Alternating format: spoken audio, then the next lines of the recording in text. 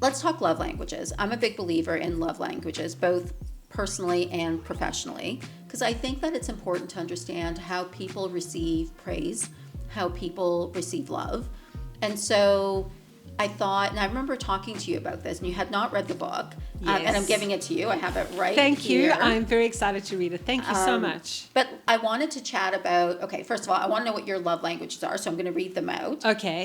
But then also, I'm curious if they're similar professionally, because one of the things I've been doing is thinking about like how people that I work with receive what motivates them, because that's what it is ultimately. It's like in your personal life, it's about how your partner feels loved, and in your professional life, it's how the people around you feel appreciated. Yes, and show and demonstrate love. Exactly. Okay. So And it's very different. It's very different. And I have some stories to share. Okay. Let's start with your love languages. So there's words of affirmation, there's quality time, Right. there's receiving gifts, there's acts of service, physical touch. So that's the 5. That's yeah. Okay. So that's your 5. Which ones are you? Well, if I'm asking you, it would be gifts, because I'd want that Coca-Cola, but because we know we love Coke. But I think honesty and transparency sometimes, in terms of. That's not a love language. I know. I'm sorry. I know I should be following. Well, okay. So here's the thing: words of affirmation. Do you like your husband to say like write and say nice things? I would actually love Howard to say nice things, but he's an interesting person. I'll give you an example. But it's not about him. It's about you. What is important to you. It's not about how he shows it. It's more about how do you need him to show up for you. So I'm going to come back to that in 1 second, but I'm just going to give you an example. He's like he's a really bright guy, really smart. And for example, I came home one day with like an issue, and I said to him, "Oh, I'm so upset about this," and I kind of really what I wanted in terms of an affirmation of love was just like a rub on the arm, like, "Don't worry, my love, everything will be okay, and like you're going to be fine." And instead, he shouted at me, and he was like, "Put on your big old panties. You got yourself into this mess. Figure it out. Like, what did you think was going to happen? Like, you're dealing with people here, Taryn. Like, what did you think? I'm not going to sit and rub your arm and tell you everything's okay. You got to figure it out. You got to be tough and strong." And in that moment, I kind of just wanted to rub on the arm, But, for me, I think if he had just given me a rub on the arm, I may not have, learned to be tougher or stronger or to think about things differently. I mean, I know that he should have given you a rub on the arm. So here's the thing. Like, it's, again, I think what happens in relationships, and this is just my experience, having gone through a few not great ones and ending up in, a happy one. But people give love the way they think they want to receive it. Right. But they should be thinking about how the other person wants to receive it. And I'll give you an example. So Eric, for sure, is he's definitely a quality time guy, and he's like a physical touch guy. Like, I'm probably less physical touch, but I know that's important for him. Right. So I'm more mindful to do that. And so I feel like for me, I'm probably like a words of affirmation, because I like him to say nice things to me. Yes. And and acts of service, I would probably say, because I really appreciate when he takes out the garbage. You've got him well trained. That's very impressive. Do you think that it's different, Eric, versus your friend versus a business colleague, in terms of like how your acts of love would change? Yeah, for sure. I mean, I think my expectation from like a love partner and what I need from him is probably different than what I need from like a girlfriend. Like, I posted something recently about like your love languages for friendship. And, Yes. When I think about that, for example, like time is important to me from a friend, because I feel like I know they don't have a lot of time. I know I don't have a lot of time. So when we do spend time together, that shows, okay, I really care about you. Whereas like from Eric, that's not a thing for me, because I'm like, he's my husband. He has to be home when I come home. Not really, but you know what I mean. No, like, I get what you mean, exactly. It's just different. So to me, that's not necessarily how I feel feel loved. And so I do think it's different, but I think the important part with a book like this, or at least how it's made me think, is I'm more mindful about how others receive what they need versus how I, like, just thinking about, well, this is just my way. It's like when I manage a team and when someone goes from an account executive to an account manager, Yes. right? And they're like, well, they're just learning how to manage. And they're like, well, my management style is this. I'm like, no, no, no, no. Your management style should actually be like, you should be thinking about how people receive information versus how you direct information. You know, I have two comments on that. One is that I think that people are so different, and in order for them to be the best that they can be, you have to know who they are so that you can support them appropriately and allow them to excel the best they can based on who they are and how you treat them. Yeah. So I think the love language plays a big part in that, which I'll get to in a second. But the other point I was going to say is that when managers, and that's it, because we have had a little bit of experience and we have had a little bit of age behind us and wisdom. Not a lot of age. Not a lot of age at all when I look at you, by the way. Absolutely gorgeous. I think that when people reach a certain level, we expect them to do the job that is more senior, but they forget how to treat people, or they've never been trained or given the skill set to, be a manager. You're very good at that, by the way. Thank you. So good at that. The way you manage people, and I've seen it, it's like you're always thinking about how someone receives, information. How, like, you're very, very aware of everyone around you. I appreciate that about you. Thank you. I think it's a lovely compliment. Thank you very much. I think that being perceptive to who people are and what makes them work better. So, for example, I've had people who are really tough and their affirmations of love have been like they want feedback on the job in terms of how well they've done. And then I've had people who are more gentle or sensitive, and so they need kinder, softer words, communication. I need to think about the communication that I use to them. Were you always like that, or is that just something that you've learned over time?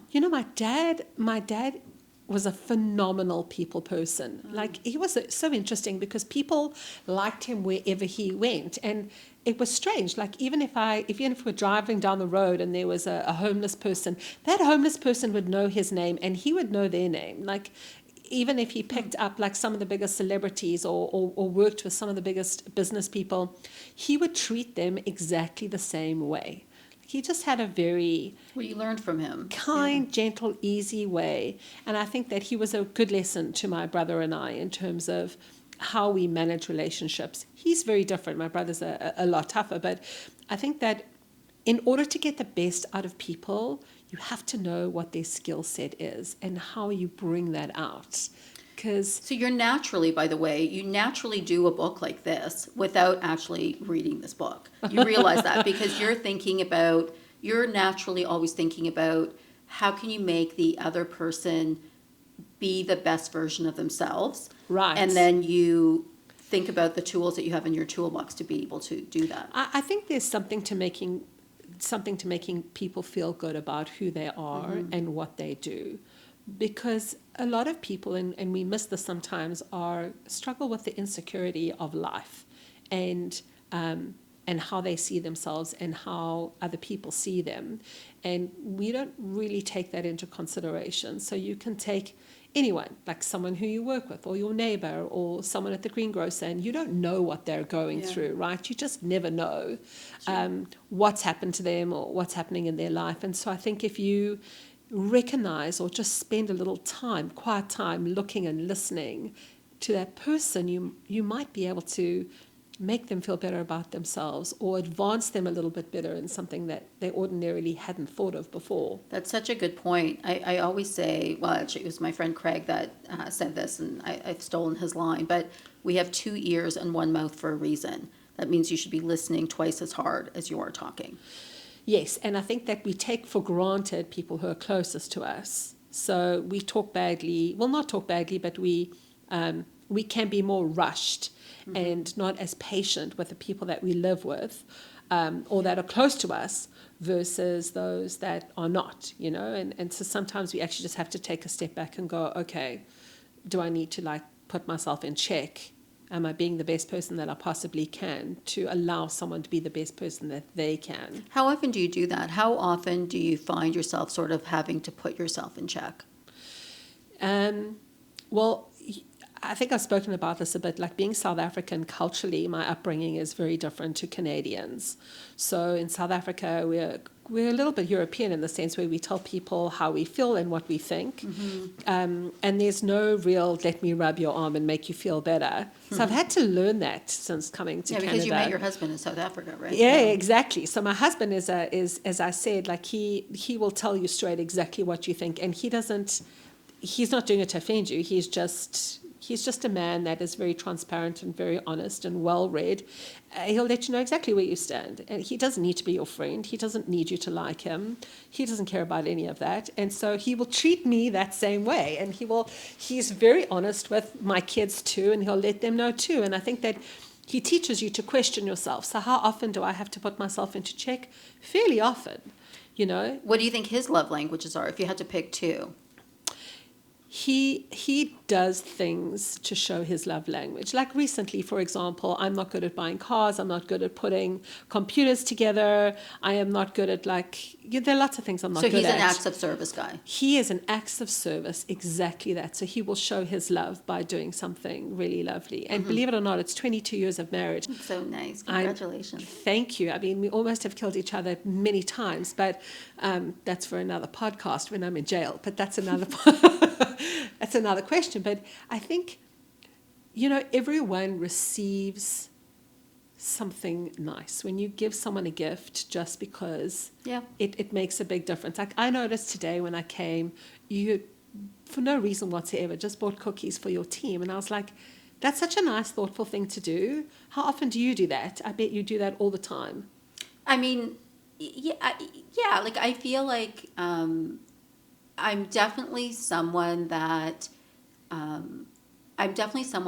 like if I'm giving a gift, I want to make sure it's a thoughtful gift. Like I always feel like if I'm spending time doing something, I want to make sure that it actually means something or impacts in some way, or you know, someone feels good about it. Like as opposed to, you know, the obligatory I'm going to give you a gift. Like I just want it to feel somewhat meaningful. And I mean, whether those cookies feel that way or not, but it was kind of cute because it's like people were like, oh, what's this? And so it's just a treat, and it's, you know, an unexpected and, you know, nice treat. I think that we have lost our way a little bit in you know, this generation of life. I feel like we've lost our way. We've become so focused on the instant gratification that we've lost these lessons to really love and what it means to really love. That's why I think this book is so important. I think about it so often. Like my parents came over the other day.